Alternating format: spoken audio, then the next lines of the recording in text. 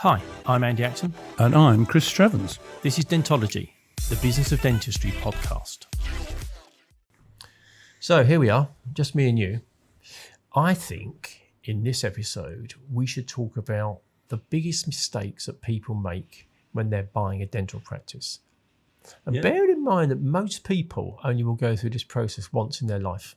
It's unusual to have multiple owners. Most people out there still only own one practice. No matter what people think, still main. So the majority of practices in the UK are owned by individual people and they only have one. When you only do something once, you need to get informed and get knowledge. You don't really want to be learning on such an important transaction. So what are they? What are the biggest mistakes that people make when they're buying a practice? I'll start with one. Here's one. So I think that during COVID, we saw a huge surge of people wanting to buy a dental practice. Oh, for sure. When you look at how many people, what do we normally register? 40 a month or something. And it went to 800 in went through the 3 months that everyone was shut. I was like, nuts. And we both had lots of conversations with people about wanting to buy a dental practice.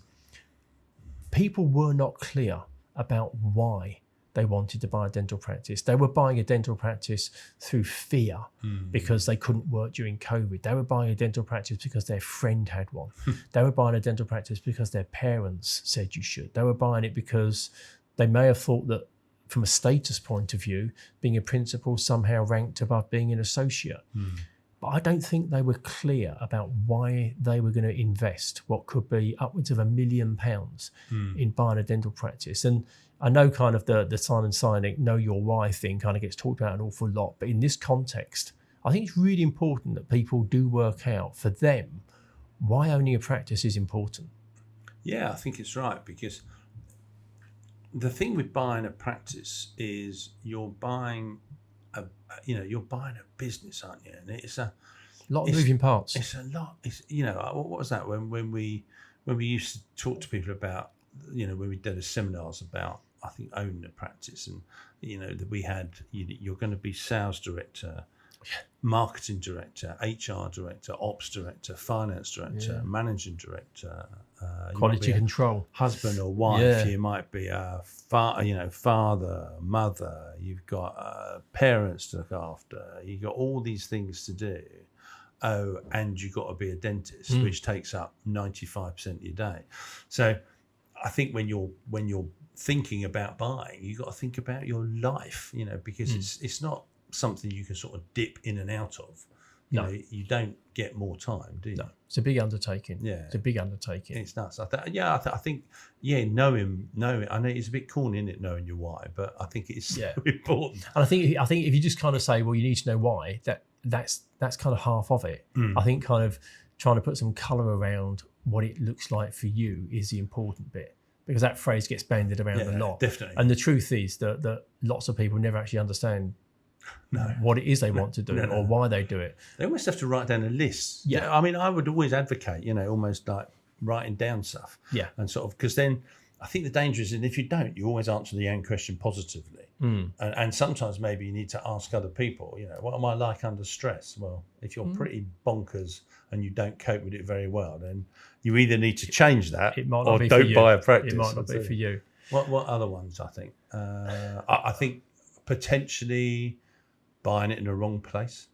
Yeah. Sounds a bit obvious, doesn't it, really? But no, I think you're right. People do just buy a practice in the wrong place. Or if it's in the wrong place, are you prepared to move to where the practice is? If you find what you genuinely believe is your dream practice, but it's 80 miles away, with the best will in the world, if you're traveling there 4 or 5 days a week, that's not sustainable. No. So would you be prepared to change your location to be nearer your dream practice? The truth is that most won't. Most won't. We had I had a chat many years ago, and he lived in West London, Ealing area, and he found what he believed to be his dream practice in Milton Keynes. And he went and viewed his practice on Sunday afternoon and rang me on Monday and said, I found it. I can't believe after all this time I found it. I found the one.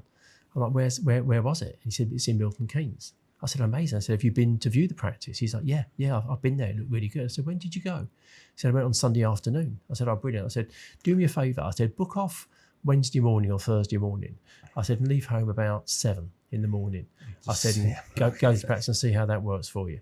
And to his credit, he did it, and he ran when he laughed. He's like, "That was horrible. It took me 2.5 hours." Yeah. He said it's, and that's the reality, that when you're visiting somewhere day in, day out, it's hard enough owning and running a business and managing a team and having a life away from it. What you then don't want is what could be a 3-4 hour commute a day. No, can you imagine? That's just untenable. Well, it's like buying a house, isn't it? You know, people say location is the key, and dental practice location is the key when it comes to value markers. But you have to choose where you want to be. And when you buy a house, I think those of you who are about buying houses, go and look at it at different times. You know, what's the parking like? What is the traffic like? All that sort of stuff. But yeah, I think, do you remember that? I still remember that person who they lived in Swindon. They bought a practice in Bath and they bought a practice in Hounslow, and very similar, because they thought it was sort of looked a bit equidistant in miles, but had no idea going on the M4. I was going to say that's a lot of M4 miles. And they sold the Hounslow one pretty quick, because they just said it's untenable. And choosing the right area, as you say, you know, do you want to live there? Is there schools, commuting? Where's your family? I think family is a really important one. But I think also the problem is, you know, the issue for people is quite often they want to buy a practice where everyone else wants to buy a practice. The demand's high. You know, the demand's high. How many times? I tell you what, if we could have like, I don't know, £1 for the number of times we said, but I'd like a practice that's cheaper in this area. Well, guess what? Everybody else. They want that one. They want that one. If you want to be in northwest London, you're going to pay for northwest London. I think another mistake that people make is they don't make any investment before they buy a practice on the business side of dentistry. So, you know, we're very aware of CPD and CPD being continuing professional development.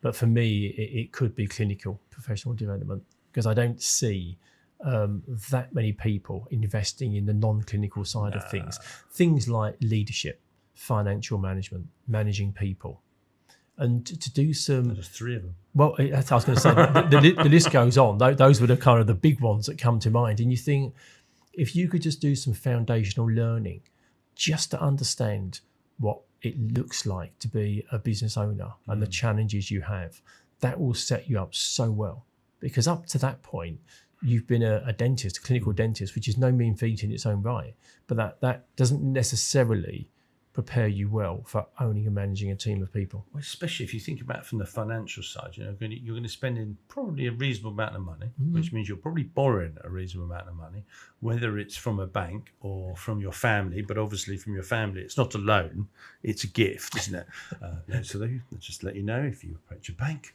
But you've also got this thing of you don't know, because you're not trained to know those financial dynamics. So if you were probably, wherever you live, to go into any one-man band, and I mean that sort of like the butcher, I'm thinking of where we are, you know, the butcher, the baker, we haven't got a candlestick making, but, you know, that any of those shops, if you went in and said, you know, obviously you probably wouldn't, but they would know probably on a day, maybe definitely a week, what their turnover was, what their costs were, and what their profit margin was. You can virtually guarantee. Yeah.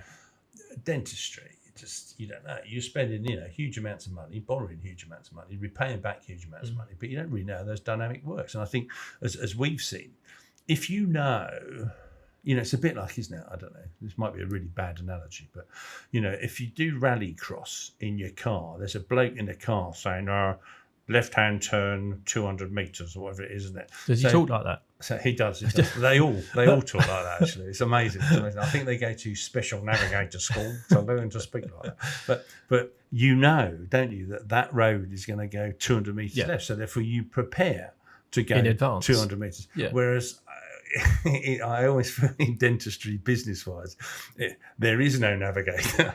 You're going 90 miles an hour, and suddenly the road goes 200 metres. I think the business version of that is a financial forecast, isn't it? It's saying we know. It's true. But isn't it? Yeah. You know, so what you're saying is, so I'm now the navigator in the car, and I'm saying to you, in 2 months. Oh, sorry, I'm saying to you. Thank you, please. In 2 months, you've got to pay rent. Yeah. But that's your financial forecast says we have to pay rent in a couple of months. Therefore, have we got the provision to pay that rent, or there may be some tax due? whether it's personal tax, whether it's personal tax or business tax. And obviously lots of dental practice operate as limited companies now. So there will be corporation tax.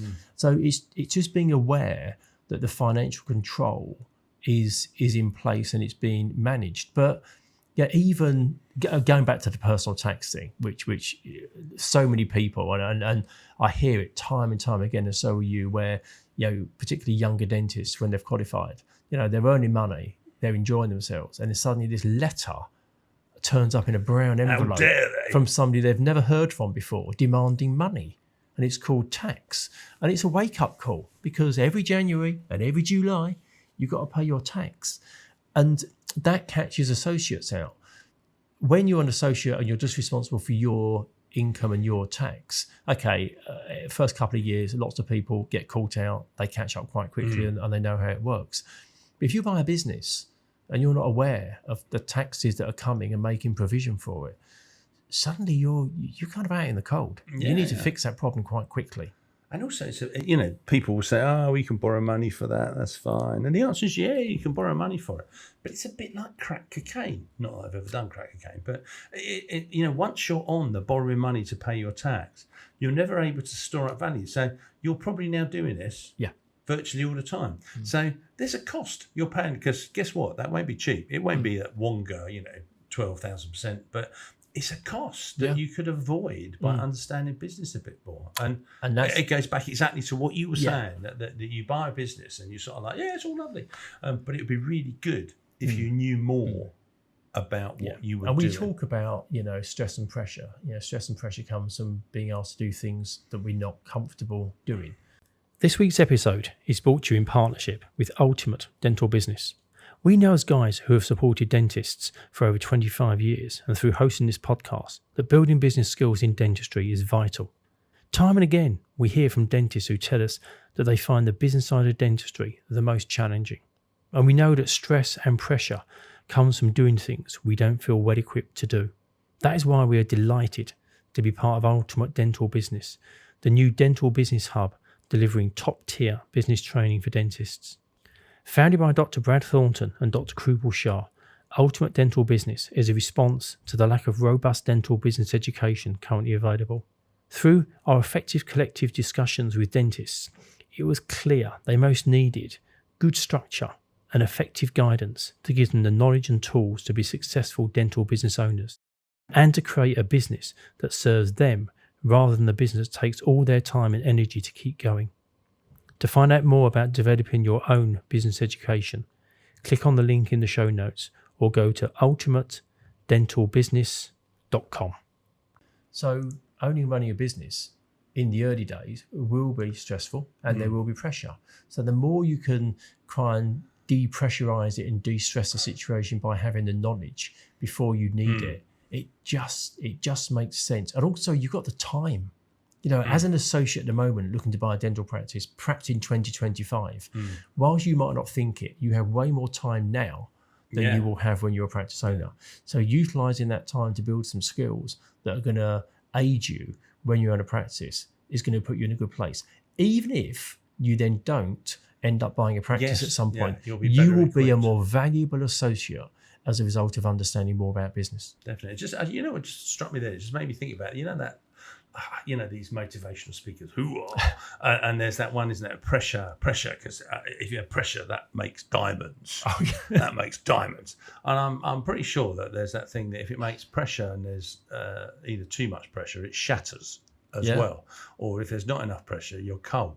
But there's nothing wrong with coal. It's just it makes me think that somehow this is really weird, isn't it? I mean, we're getting a bit off the track here, but there's this real weird thing about that almost like pressure and stress is like the refining fires of business, that out of the other end you will find gold or diamonds and wealth and riches. And excuse my language, it's sort of bollocks, isn't it? Because you'll end up with, some people will, but some people will be broken during that process. Which brings us back to... And it's manageable. And that's the thing, isn't it? All you want is people to kind of have the best experience that they can have. And if you can prepare for that then you're putting yourself on Yeah. a decent track. I think the last one for me is, and I think a lot of people make this mistake, and I think the tide's turning a bit, is they assume they're going to make more money. They think they're going to buy a dental practice. It's easy, mate. And they're going to, I think as an associate, they look at perhaps their principal and assume that they're making a lot more money than them. And don't get me wrong, in the long run, I think owning a dental practice is very, financially rewarding. You have the asset, you earn for your clinical work as a principal. You also get to take time away from your business, and it will continue to generate a profit when you're not in the business. So there's lots of positive elements to it. But the thought that you will earn more in the early days is probably a bit of a lie. I think also potentially it's a massive demotivator, isn't it? Yeah. You earn 150,000 as associate, and then you earn 150,000 pounds as a principal, and now you've got no fingernails, and your marriage is in tatters. It's hard bloody work. Yeah. You've got a big bank loan. You've got a lot of responsibility. You're learning new skills. You're fighting fires. You still need to deliver a lot of the dentistry because in the early days, you want to kind of minimize your business costs, and a large one of those will be associate costs. So you really want to be delivering a chunk of that clinical work yourself. It's not easy, but to think that you're going to be doing it and suddenly there's going to be more money hitting your own bank account, that's a mistake. Well, it loops back, doesn't it? That I think you said it. The first thing is understanding. Yeah, why you want to buy a dental practice, because that's not the reason to do it. Because it's hard work. Yeah, it's really that understanding why you do it.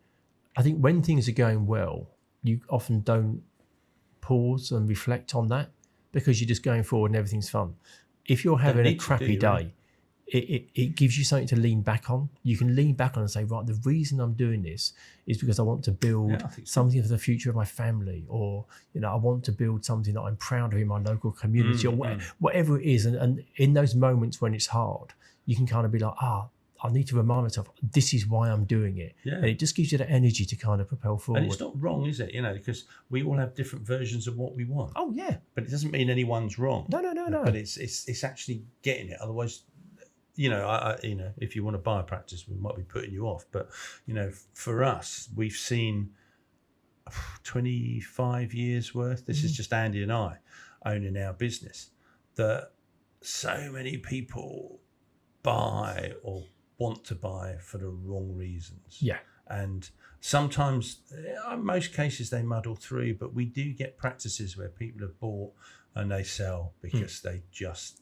not like it. Not for them. And hopefully these tips will perhaps put people on a path so they can make the best decision. And maybe do some education before. Absolutely. To understand it. Yeah. No, good stuff. Thank you for listening to this episode of Dentology, where we discuss the business of dentistry. If you like what you heard, please do subscribe where you found this episode. That would be amazing. And also follow us on Instagram.